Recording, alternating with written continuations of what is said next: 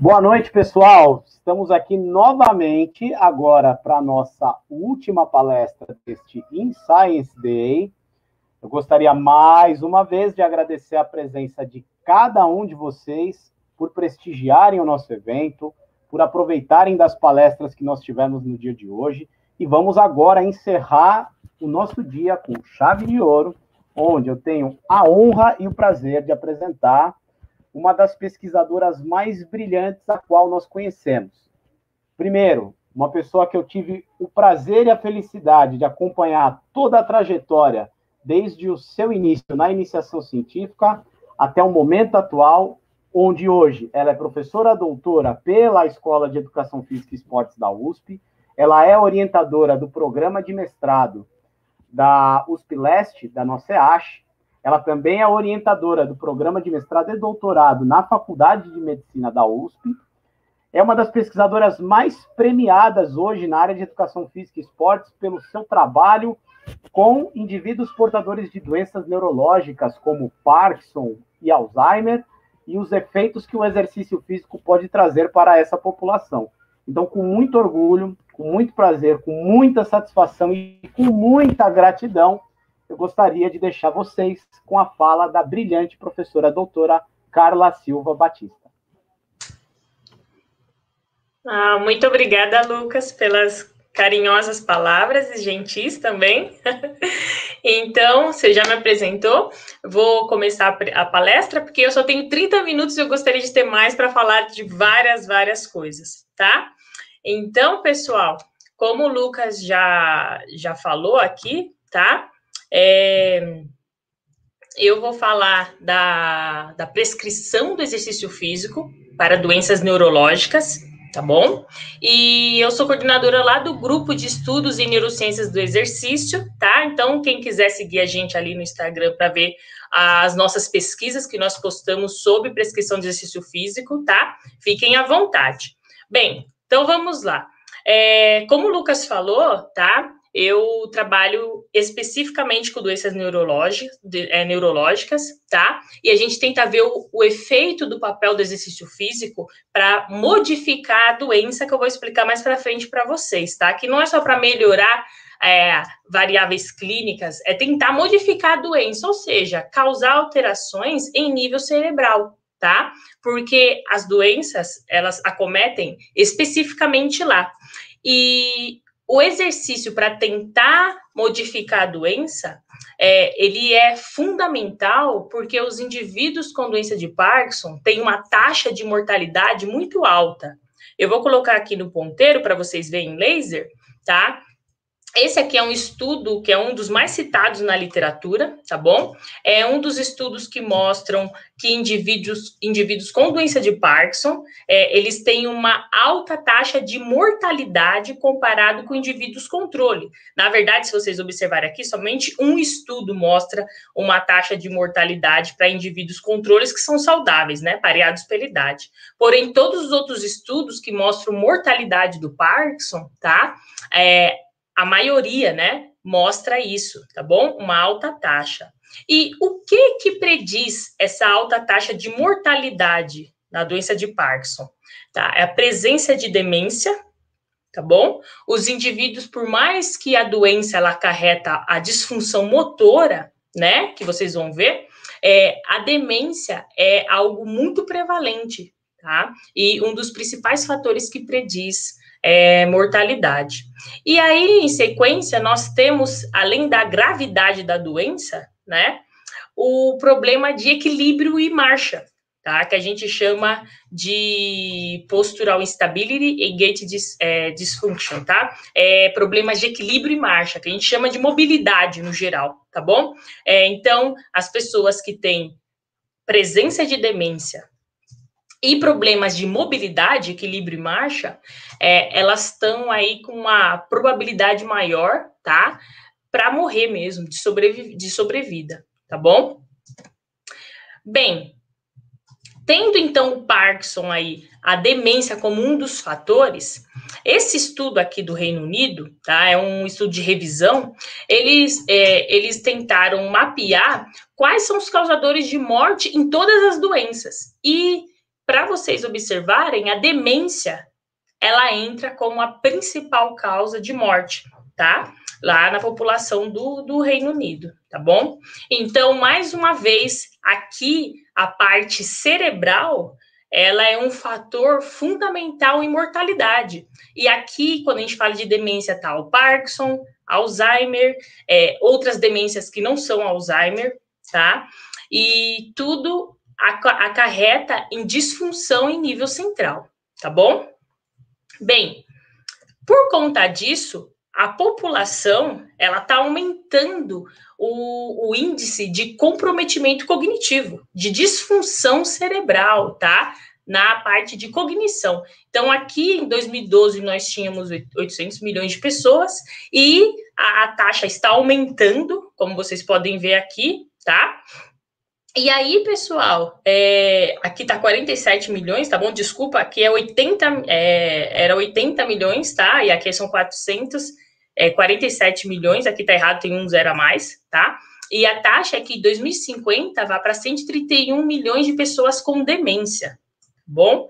Então, o que a gente precisa saber para tentar prescrever métodos de exercício físico para tentar contrabalancear isso, tá? Ou diminuir esse risco de demência ou até parar, tá? Primeira coisa, a gente tem que saber que essa redução da função cognitiva, tá bom? Que está ligado com demência, que é problemas de memória, tá bom? De resoluções de problema, que são funções executivas, tá? Atenção, certo? Está totalmente relacionada com déficits na mobilidade. E os déficits na mobilidade estão relacionados também com a redução na função executiva, tá? E essas duas coisas que estão interligadas, elas levam ao aumento no número de quedas. E isso é para a população com e sem doença neurológica, tá bom?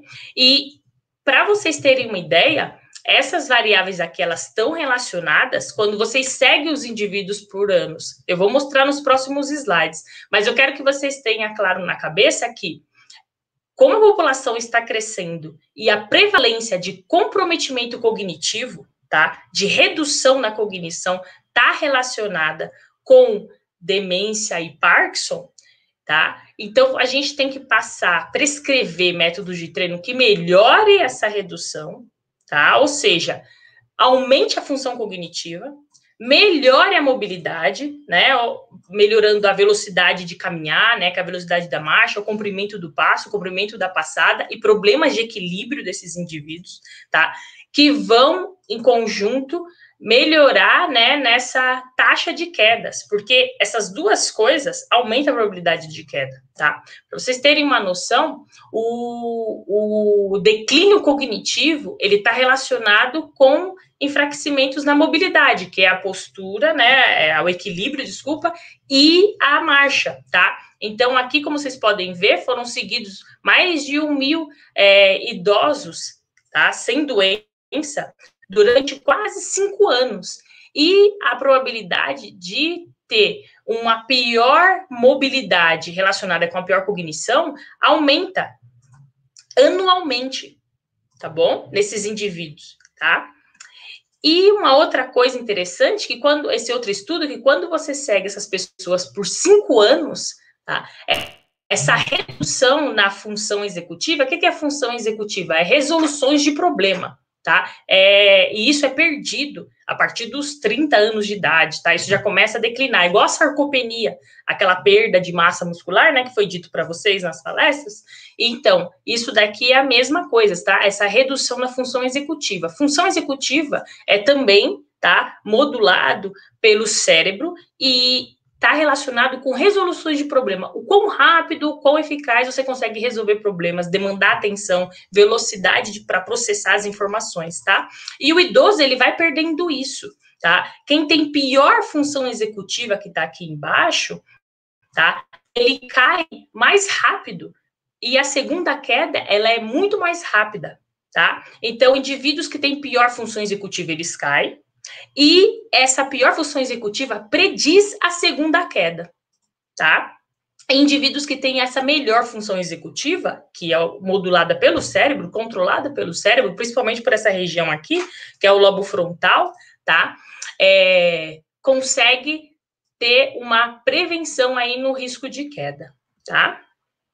E para finalizar aqui, essa perda, né, de função cognitiva, a marcha, ela consegue predizer, tá bom? Essa perda. Ou seja, aqui os indivíduos foram seguidos durante 14 anos. Esse vermelhinho aqui, essa linha, é indivíduos que já tinham comprometimento cognitivo ou demência. E esse azulzinho aqui são os indivíduos cognitivamente normais, tá? Porém, nos 14 anos, essa velocidade da marcha reduzida, ela consegue predizer quem vai ter comprometimento cognitivo ou até demência, tá? Durante os 14 anos. Então, de novo, só reforçando o que eu falei anteriormente, a gente não pode só prescrever exercício para melhorar a função motora, tá bom? A gente não pode fazer isso. Quando a gente pensa no idoso, e principalmente no idoso com distúrbio neurológico, tá? Parkinson e Alzheimer, a gente tem que pensar nele como uma melhora da mobilidade, uma melhora da cognição, para a gente tentar prevenir quedas. Por quê? Tá? Quando o indivíduo cai, pessoal, ele fica impossibilitado de realizar qualquer tipo de intervenção. E aí, quando a gente olha para um indivíduo que tem uma doença neurológica, ela é progressiva, ou seja, a perda de neurônios no cérebro, ela é muito rápida. E para você tentar retardar ou parar esse processo, você precisa dar treinos, tá, para melhorar essa disfunção, tanto na mobilidade quanto na cognição. Então, o exercício ele tem que melhorar esses dois aspectos. E o exercício ele não pode ser um exercício que não tem uma progressão, porque você está trabalhando com uma doença que está progredindo. Tá? Ou seja, ela progride para perda de neurônio. Se você não der um exercício para retardar essa progressão, se não for um exercício progressivo e desafiador, a doença continua progredindo. E quando o indivíduo cai, essa progressão ela é perdida. Tá bom? Eu acho que o professor Valmor deve ter falado para vocês que quando você para de treinar, é proporcional, né? O mestrado do Lucas foi sobre isso, tá? Quando você para de treinar, é proporcional a perda ao tempo do treinamento. Nas doenças neurológicas, não é bem assim, você perde mais rápido ainda, é metade. Se você treina 3 meses e para, você perde em um mês e meio. Tá? E a gente está observando isso na pandemia, tá? Por isso que eu estou batendo na tecla. Muitos pacientes caíram e muitos pacientes estão sem realizar exercícios. E a nossa briga agora é tentar contrabalancear essa perda, tentando trabalhar esses dois componentes, tá? Bem, quando a gente vai para tipos de exercícios, tá? Para doenças neurológicas, todo mundo fala, né, dos exercícios específicos, que é o aeróbico, né, caminhada, bicicleta, esteira, e exercícios de musculação, tá? São exercícios específicos. Por quê? Porque a especificidade dele vai levar a uma melhora específica, né? Redundante, mas é isso. Por exemplo, os pacientes com doença neurológica, eles têm uma sarcopenia exacerbada, eles têm uma dinapenia exacerbada, tá? Então, dinapenia é perda de força e potência, sarcopenia é perda de massa muscular, como vocês já devem saber. E o exercício de força, né, o treinamento de força progressivo, tá, com sobrecarga, ele atenua, né, esse processo de sarcopenia e dinapenia. E quando a gente tem indivíduos que têm problema na condição cardiorrespiratória, precisa de maior resistência, um maior consumo de oxigênio, né, ou um maior fluxo, né, sanguíneo, tá? A gente tem um exercício específico para isso, que é o aeróbico. Tá bom? Então, esses exercícios, essa especificidade, ela é importante. Porém, quando a gente vai para as doenças neurológicas, embora a especificidade seja importante, tem outro fator, tá? Que a gente leva em consideração, tá bom? Que é o quê? Na verdade, são outros fatores. Que é tentar modificar a condição ou a doença. E, às vezes, eu vou trazer aqui para vocês, são os próximos slides, o exercício específico, ele melhora uma condição, mas não melhora a outra. Tá? E esse exercício, a gente fala de melhorar a condição, é o quê? É mudar a doença, mudar o curso da doença. Então, se eu tenho uma doença e o problema dela é central, eu tenho que ter um treinamento específico, tá? Para melhorar essa parte central, que vai repercutir nas outras alterações, né? Então, alterações na mobilidade, na marcha, no equilíbrio. tá? Se eu não mudar a condição da doença, se eu não modificar ela, né? Se eu não causar alteração em nível central, é muito difícil eu ter uma outra melhora mais generalizada, tá? E quando a gente fala em causar melhora clínica, a gente tem aquelas variáveis específicas da doença, né? Cognição, mobilidade, sintomas da doença, tá bom? Por exemplo, indivíduos com doenças de Alzheimer, eles têm problema na cognição, principalmente, que é o quê? Memória, tá? Atenção, velocidade para processar. Indivíduos com Parkinson, eles também têm essa disfunção, só que principalmente na função executiva, que é aquela resoluções de problema, tá? Controle inibitório, dividir a atenção entre tarefas, né? Eles têm esse problema, tá? E as duas populações têm problema na mobilidade, então velocidade da marcha, comprimento da marcha fica menor, tá? Postura, equilíbrio que leva à queda. Então, a gente tem que modificar a doença, causar alteração em nível central e também melhorar a parte clínica da doença, tá? E o mais interessante, né, para a gente que trabalha com populações que tem um alto custo com a doença, né, se a intervenção que a gente for aplicar tiver um baixo custo e ser mais acessível, é mais fácil para o paciente, né? Porém, ela precisa também ser complexa, a gente tem que dosar isso, tá?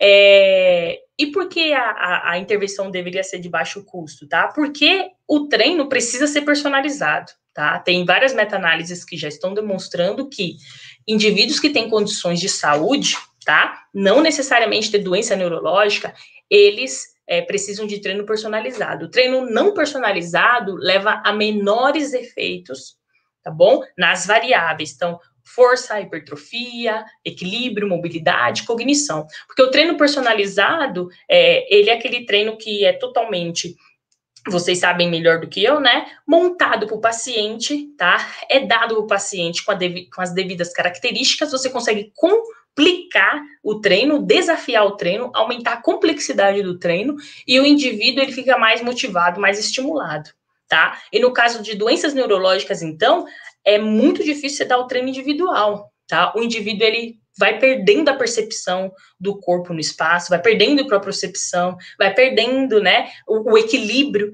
né? Então, a chance de cair é maior e a função cognitiva dele também vai diminuindo. Então, a interpretação nas realizações do exercício diminui também, tá? E o ponto que eu acho mais crucial é não ter efeitos adversos, tá? O exercício, ele não pode causar efeitos adversos. Por quê? Porque quando a gente fala de doenças neurológicas, pessoal, as formas, né, de tratamento padronizadas são tratamento farmacológico, tratamento cirúrgico, tá? O tratamento farmacológico, por si só, ele já causa um monte de efeitos adversos, um monte de efeitos colaterais no indivíduo, tá? Vai causando até outros sintomas que não tinham antes, tá bom? Então, no caso do Parkinson, por exemplo, o indivíduo começa a tomar remédio e ele tem que ir aumentando a dose do remédio porque a doença vai progredindo, tá? Se ele não aumenta a dose do remédio, o remédio vai ficando menos eficiente, tá? Só que mesmo aumentando a dose do remédio, a doença continua progredindo. Por quê? Porque o neurônio está morrendo. E o remédio, o tratamento farmacológico, nenhum impede a morte do neurônio ou produz mais neurônios. Ou seja, o remédio ele não causa neuroplasticidade, tá? Da mesma maneira, as cirurgias, elas não causam neuroplasticidade, elas tentam compensar, né, uma perda, tá? Mas tem efeito limitado, tá bom? Então, o que causa essa neuroplasticidade? O que tenta repor neurônio? O que tenta aumentar a sinaptogênese que eu vou mostrar para vocês? É o exercício, porque ele é endógeno. Ele leva a perda, né, de neurotransmissor, ele tenta compensar essa perda de neurotransmissor, levando mais neurotransmissores para as regiões do cérebro que estão afetadas. Então, o exercício físico tem esse poder. Então, cabe a nós tentarmos manipular da melhor maneira possível o exercício físico, tá? Deixando o paciente, além de satisfeito, motivado, etc., modificando a doença, tá? Então, esse é o nosso papel. Então, o primeiro exercício que eu vou falar aqui para vocês é o treinamento de força, né? Como eu falei antes, o treinamento de força é um treino específico, tá? Por quê? Porque ele visa o aumento da força muscular, da área de secção transversa do músculo, né, da massa muscular, e da excitabilidade cortical, né, o aumento da ativação do neurônio, Tá? O treinamento de força tem essa capacidade. E o Parkinson, ele precisa de estímulo de força, porque a disfunção do Parkinson, ela é numa região, numa estrutura que a gente chama de núcleos da base, lá no cérebro, que ela exige força muscular, coordenação muscular. Tá? No caso do Alzheimer, a mesma coisa. Precisa do estímulo de força, porque esses indivíduos vão diminuindo o sinal, tá, do cérebro para a medula espinhal, para produzir força lá para o motoneurônio, tá bom? Então, essas doenças, elas precisam. E idoso, nem se fala, né? O idoso precisa, porque vai diminuindo a força e a sarcopenia, vai diminuindo essa excitabilidade, né, de informação do cérebro para o motoneurônio lá na medula para produzir força, né? Bem, então, pessoal, esse estudo aqui, ele é muito importante, tá? Ele é um dos estudos mais citados na literatura, porque foram 2 anos de treinamento de força, tá? 2 anos, aplicado 2 vezes por semana, 90 minutos por sessões, 11 exercícios e quase 3 séries. E a carga do exercício, ela foi baseada pela percepção subjetiva de esforço, tá? E esse foi um dos primeiros estudos que mostrou o seguinte, que 2 anos de treinamento de força, os indivíduos com Parkinson diminuem os sintomas motores da doença. Então, os sintomas motores da doença são tremor, movimentos lentos, rigidez, o desequilíbrio e alteração na marcha, tá? E, embora o treinamento de força e o grupo que treinou exercícios multimodais, né, são vários exercícios ao mesmo tempo, que não tem progressão, tá? E não é específico, embora ambos os grupos diminuíram em 6 meses os sintomas motores, o grupo que não treinou especificidade de força continuou aumentando, tá? Os sintomas motores e voltou para o basal, ó, voltou para o início do treino, tá? E o grupo de treinamento de força continuou diminuindo. E essa diminuição é clínica, tá? Porque a doença, ela progride 3,5 pontos por ano nessa escala, né? Da doença. E aqui diminuiu 7 pontos. Porém, melhora a parte clínica da doença, mas modifica o cérebro. Não tem estudos ainda mostrando se o treinamento de força modifica estruturas cerebrais. O que é modificar? É aumentar a atividade do cérebro da região da doença, tá?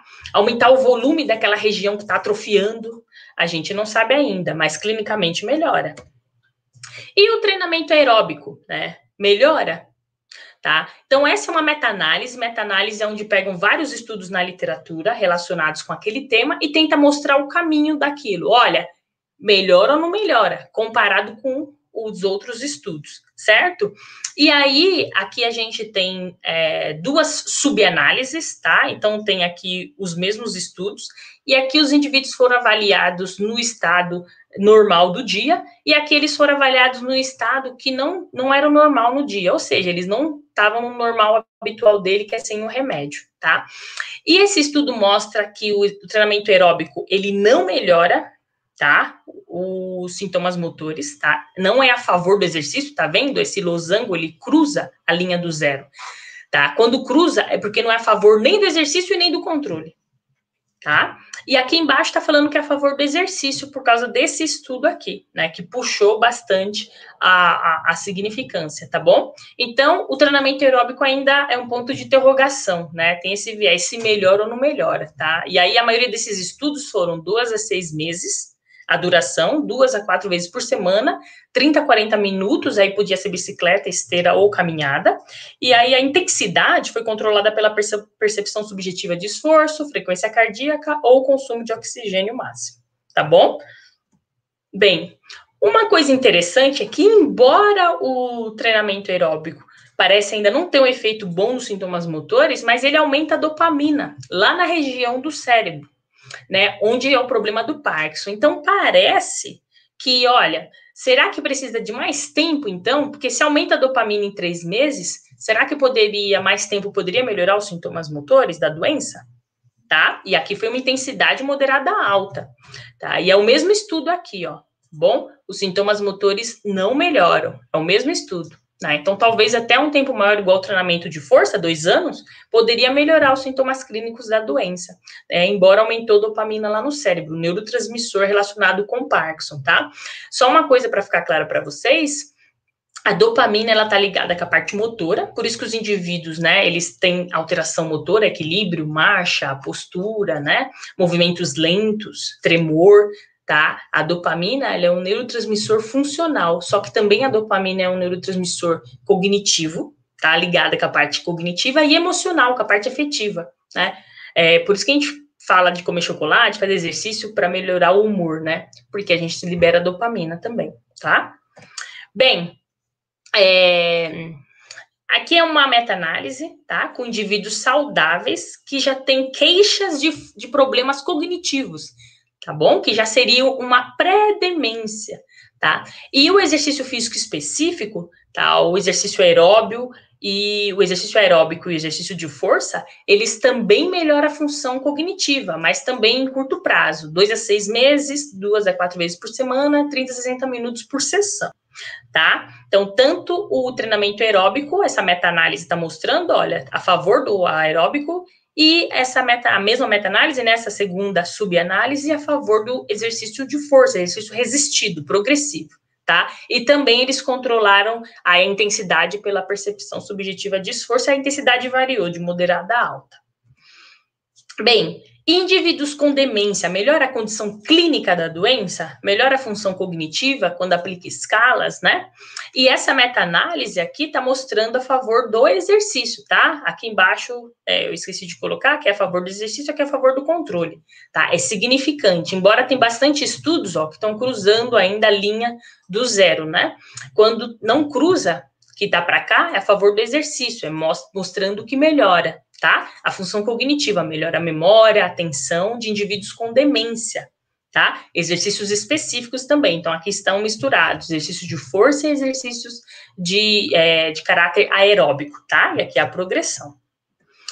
Bem, então a gente viu que exercícios específicos, eles melhoram, né? A parte clínica, tá? No caso do Parkinson, melhora a parte clínica da doença. Se modifica a doença, a gente não sabe.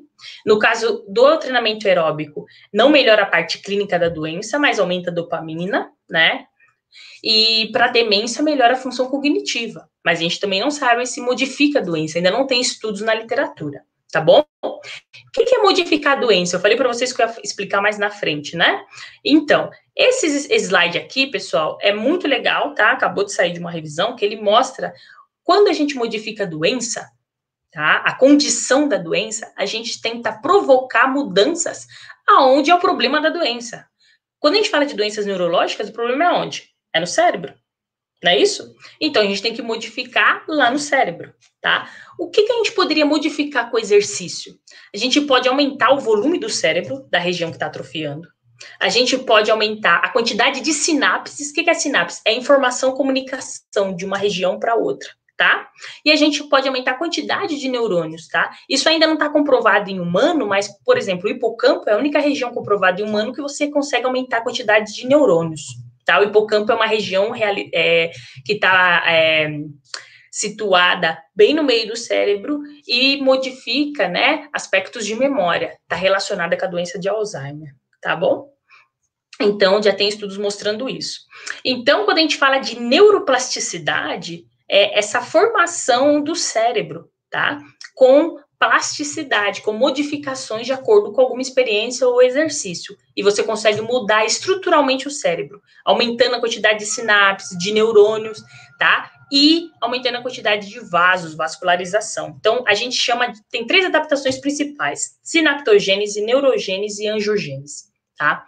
Então, o objetivo do exercício é causar essas adaptações para tentar modificar a doença e a condição da doença, tá bom?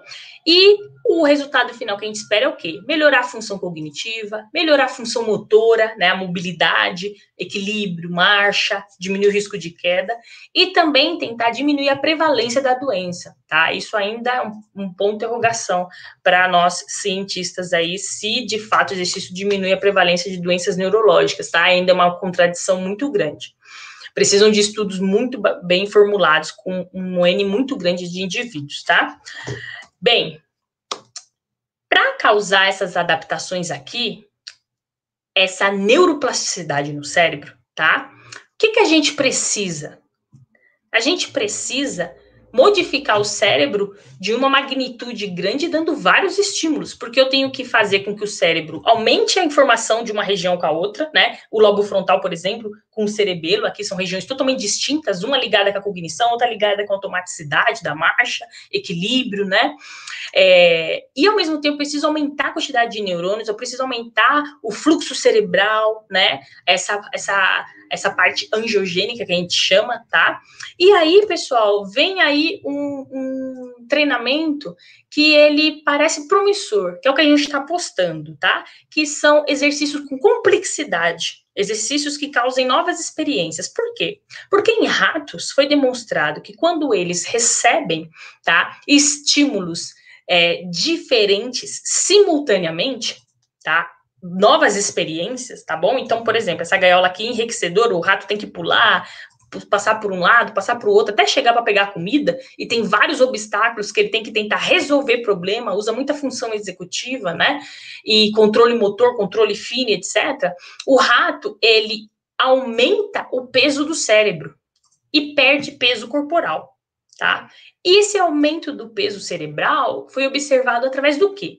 Mais sinapses por neurônio, mais materiais astrócitos, tá? Que são células que enriquecem o neurônio, deixam o neurônio mais nutrido, mais capilares sanguíneos, mais fluxo cerebral, mais mitocôndria no cérebro, tá? E novos neurônios. Então, esses estudos parecem ser promissores. E foi aí que a gente foi tentar investigar, tá? E aqui é uma outra informação desse mesmo estudo, mostrando que tem mais sinapse, né? Tem mais axônios por sinapse, né? Que é a sinaptogênese. Então, a gente foi tentar investigar. Bem, esse aqui é o primeiro estudo da professora que eu fiquei 1 ano lá nos Estados Unidos, né? Voltei no comecinho desse ano, tive a honra de participar. Foram 6 semanas de treinamentos complexos, tá? Então, tinha exercícios de agilidade, boxe com adaptações, né? O indivíduo, ele vinha com o braço esquerdo, tinha que inibir, voltar com o braço direito quando aparecia outra coisa escrita, ele tinha que pensar para fazer o exercício, um movimento rápido, né? Tai Chi, movimentos mais finos, né? Complexos de controle motor, né? Paciente com Parkinson, tá? Controle inibitório aqui no boxe, né? Aquilo que eu falei para vocês, tá? Flexibilidade atencional, então o indivíduo fazendo um avanço, e aí ele tem que dividir a atenção quando as cores são mudadas ou quando é falado para ele as cores diferentes, né?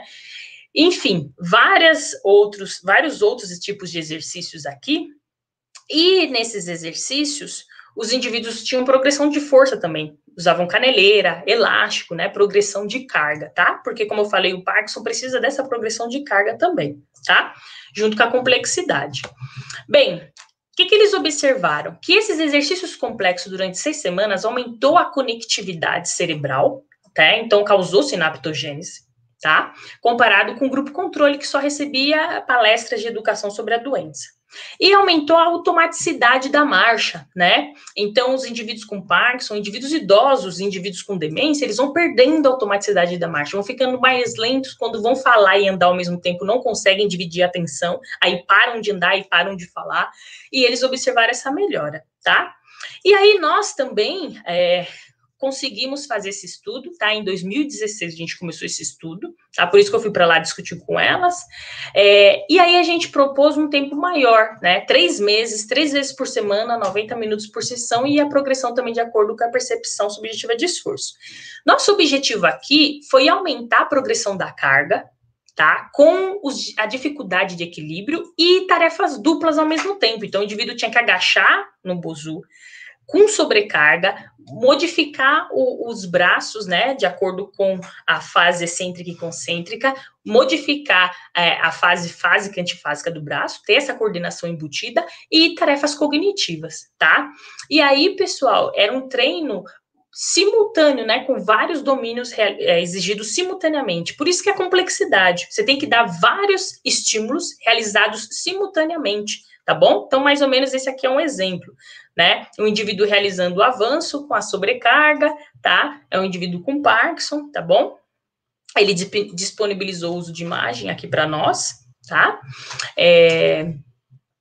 E aí o indivíduo se concentra mais, tem a parte cognitiva, tem que voltar, né? Opa! E esse aqui, deixa eu ver se vai. Deixa eu tirar aqui do ponteiro. Aí esse aqui é o treinamento cognitivo. mais cognitiva ainda, porque é tarefa dupla com agachamento, tá? Então, o indivíduo agacha e faz a tarefa dupla simultaneamente, tá? Mais ainda complexo, e esse é o objetivo, ter essa complexidade simultânea. E o que nós observamos? Que a gente conseguiu ver uma modificação na doença, ou seja, a gente aumentou a atividade do cérebro, tá? Das regiões relacionadas com a patofisiologia do Parkinson. E esses indivíduos, eles tinham congelamento da marcha, né? E a gente conseguiu ver que essas regiões, elas estão relacionadas com a patofisiologia da doença, e a gente aumentou a atividade cerebral, né? Então, era o grupo complexidade e o grupo fisioterapia. A fisioterapia tradicional, né? Sem complexidade. E a gente conseguiu observar essa melhora na modificação da doença e a melhora clínica na doença, tá? No congelamento e nos sintomas motores do Parkinson, tá? Bem, a gente observou essa melhora clínica, né? Então, no congelamento, na função cognitiva, no controle inibitório, que eles vão perdendo inibição, tá? Isso é uma coisa típica, característica do idoso, principalmente com Parkinson, e uma melhora na qualidade de vida. Tá bom? A gente também observou uma restauração na automaticidade da marcha e na atividade da região do cérebro relacionado com a automaticidade da marcha, tá? Então, velocidade da marcha, comprimento do passo, tá? A gente observou essa melhora. A gente viu também que o aumento da automaticidade da marcha está relacionado com o aumento da atividade do cerebelo, que é essa região que controla a automaticidade da marcha. Tá? E aqui é a paciente antes, tá? Já tô acabando, já dando tempo aí. Aqui é a paciente antes do treinamento, né? Eles congelam o pé no chão, tá? Além dos sintomas do Parkinson, eles têm o congelamento, que é outro fator. Eles congelam o pé no chão e caem, tá? Esse é um dos sintomas. E depois dos 3 meses, né? O paciente, ele fica até menos ansioso, né? Melhora a parte de depressão, de ansiedade deles, né? E o congelamento. E esse aqui são os indivíduos que não têm congelamento da marcha, somente Parkinson. Esse aqui foi o meu doutorado em 2016, tá? A gente viu melhora na mobilidade, nos sintomas motores aqui, né? Esse xadrezinho é o grupo que treina com complexidade, comparado só com treino de força específico. A gente viu melhora na função cognitiva, na qualidade de vida e na força muscular também, né?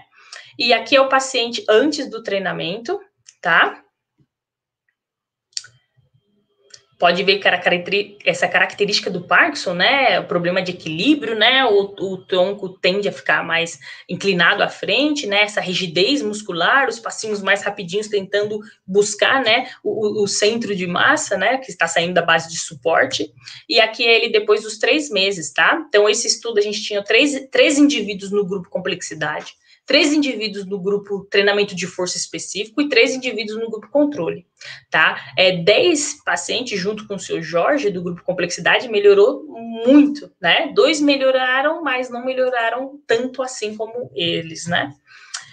Tá? E aí, pessoal, para finalizar, embora vocês falem, olha, essa complexidade motora ela é interessante para modificar o cérebro, mas e a especificidade, que é um fator importante, né, do treinamento de força, que aumenta a força muscular, a massa muscular? E sim, a complexidade também causa isso, né? Embora o volume total de treino seja menor no grupo complexidade.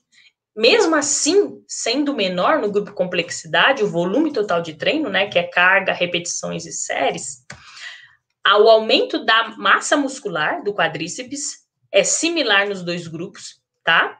O aumento da atividade neural, ela é muito maior no grupo complexidade, comparado só com o treinamento de força, tá? Aqui, na verdade, o treinamento de força nem melhora, o treinamento de complexidade aumenta e é mais eficaz do que o treinamento de força.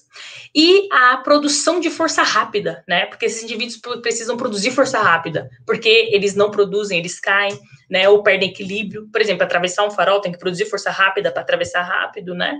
Enfim, ou sofre um esbarrão, né? Um desequilíbrio e tem que recuperar o equilíbrio e não recupera e cai. E essa variável é importantíssima, principalmente dos flexores plantares, né? E esses indivíduos melhoram isso com treinamento, tá? Então, a especificidade é importante, mas quando você usa na complexidade a sobrecarga, a progressão da sobrecarga e com outros estímulos realizados simultaneamente dentro dessa complexidade, você também consegue obter esses resultados, tá bom? Então, passei do tempo, me desculpem, tá? Então, agradecer aqui para toda a equipe, né, meus alunos aqui de mestrado, né, que finalizaram o mestrado comigo, já estão fazendo doutorado, né, outros que estão aí mestrando, doutorandos que estão aí na jogada, os meus mentores, né, o professor Carlos, a professora Rora aqui lá dos Estados Unidos, e os colaboradores, né, que a gente tem bastante, então, FAPESP, Associação Brasil Parkinson, a USP, EASH, meus pacientes, e maravilha. Obrigada.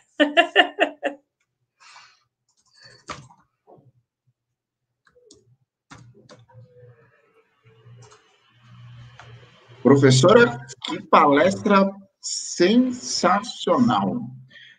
Os comentários que a gente está tendo aqui dos alunos, incrível, sensacional, absurdamente incrível, parabéns.